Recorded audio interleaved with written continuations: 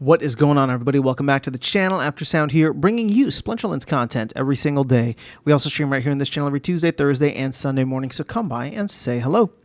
All right, guys, I want to talk about the Rebellion reward cards because the way that I'm seeing it, I think we're going to max these cards out a lot faster than people expected, or I mean, at the very least, compared to what we experienced last season. Sorry, not last season, but the last set of rewards. Now, obviously, I'm playing in the same space that I was before, right? Which is high diamond, low champion, right? So most of the season spent in high diamond, and then I'm able to sneak into champion 3 before the end of the season. And essentially, with the changes that we've had, specifically with the glint system being introduced back in March, April, and the reward shop essentially going live, being able to super or laser focus in on certain cards and rarities and things like that is very important. And what I'm finding here, you can see that all of my common cards, for example, we're only a couple of days into the new season, the second season of this, right? I'm at level 5, and a decent amount of them are already on their way to level 6, right? So level 5 is 60 BCX, and again, I would say that for the majority of them, I was already at level 5, within a day or two of the start of the new season. But my point with this is, okay, let's take a look at how this breaks down. And I did a separate video talking about what my reward card strategy is, right? I am highly focused on commons and rares to start with, and making sure that I max out, and I'm not overpaying for anything, right? So I'm maxing out the reward draws for commons, rares, and epics first, right? I make sure that I get those, then I'll move on to the chests and at least do the medium and maybe some of the smaller chests. But the legendary and legendary draws and the major chests, I'm avoiding for the time being.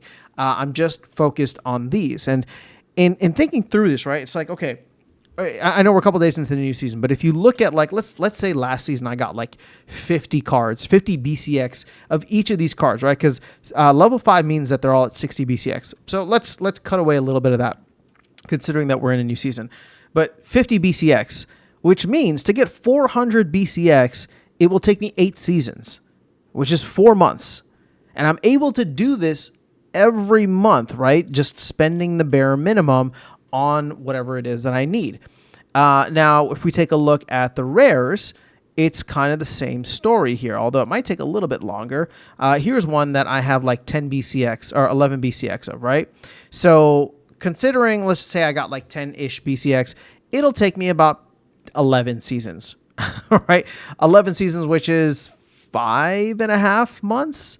So and the reason that this is important is because we had the previous Soulbound reward cards in print for, how long was it? 18 months, over 18 months, right? From January of 2023 to August of 2024. And therefore, like, again, I know I'm focused on these, but again, it's not like I'm spending and choosing to spend glint on one or the other. I'm able to do all of these and the epics every season. So it's really just the legendary cards that are going to take a while. And yes, I know that the legendary cards can and will take a while. So I'm kind of leaving that for the end, right? But in thinking through this, what comes to mind is like, okay, if I'm going to be almost done or could be almost done with the common cards, because at some point I'm going to stop the common cards. I'm not going to max them out because I know that I'm going to be getting a ton of common cards from the reward chest if I'm going to do those every month as well, common and rares. So it's like I'm probably going to get them to like 3/4 of the way there, and then start focusing in on some of the bigger ticket items and making sure that I'm still doing, like, I'm no longer going to do the guaranteed draws for common and rare. I'm just going to do the, maybe like the mid and low tier chest instead, just to see if I get more energy or something else out of it, right? And again, I don't know, maybe I'll change my strategy as we go along. But my broader point with all of this, right, to share these numbers with you, and I know I've shared some of the math in the past. I'm not looking at this too hard from a math perspective right now, just more so like a feel after a season or a little bit more than a season, is I think we may end up seeing a second set of reward soulbound cards. Now, I don't know how I feel about that yet, and I'm not this isn't a prediction, like I know for sure it's going to happen, but considering that, the team has a lot of cards that they need to make, right?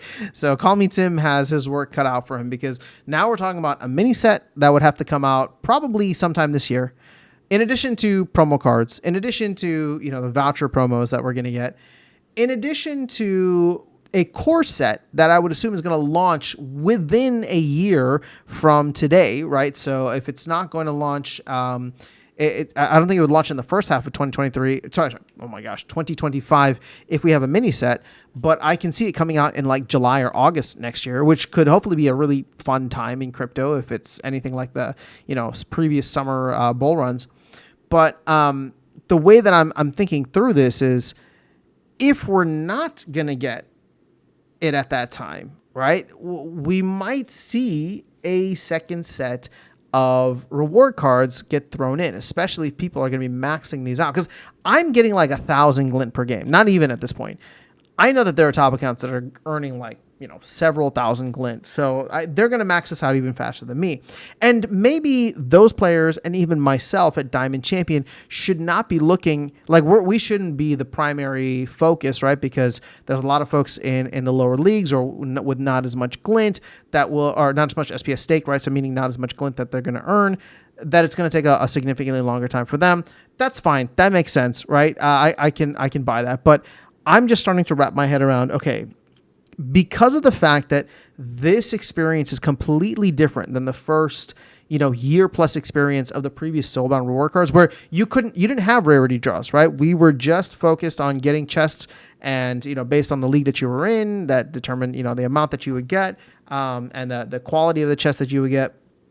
But you couldn't go specifically for cards, right? Now you can, and you can essentially knock things out, and reduce the probability dramatically of not getting what you want. So at this point, I'm thinking to myself, this is a whole new experience. We really can't base our previous experience and it being like not a month, but a year and a half plus, right, of trying to chase these cards. My guess is that this is going to be significantly faster because people can be much more targeted. And it could potentially lead to a second set of Soulbound reward cards, which, if I had to guess, and I know this is going to be like kind of crazy, but if I had to guess, maybe like Q2 of next year. Okay. So the way that I'm seeing things play out, if we get this potential mini set, it comes out in Q4 of this year. Then in Q2 of next year, we get a second set of Soulbound reward cards, which I think can be significantly smaller. And if anything, maybe they just get added in on top of what's currently there, right? So that would kind of suck if you have things maxed, but then you have to go back through. But if that would come in, right? If they would come in around that point, it would make sense around Q2, and then you would have the next major set get pushed.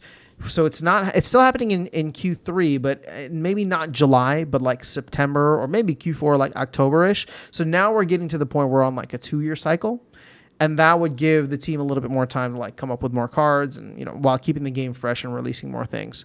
But that does push off the rotation of Modern, right? And getting Chaos Legion out of Modern, which I think it still has to be a big one. At the same time, the counterpoint is that Chaos is such a huge set, and Rebellion is significantly smaller. Yeah, maybe we'll be adding in a mini set, but Chaos had 3 sets of reward cards. And so for us to see potentially a second set of reward cards get added in for Rebellion would kind of make sense if we were looking at it in that way, especially if the game is successful in terms of getting a lot of new players in next year. But I don't know. That's where my head is at. That's kind of the timeline that I have. I'm not saying that that's what's going to happen.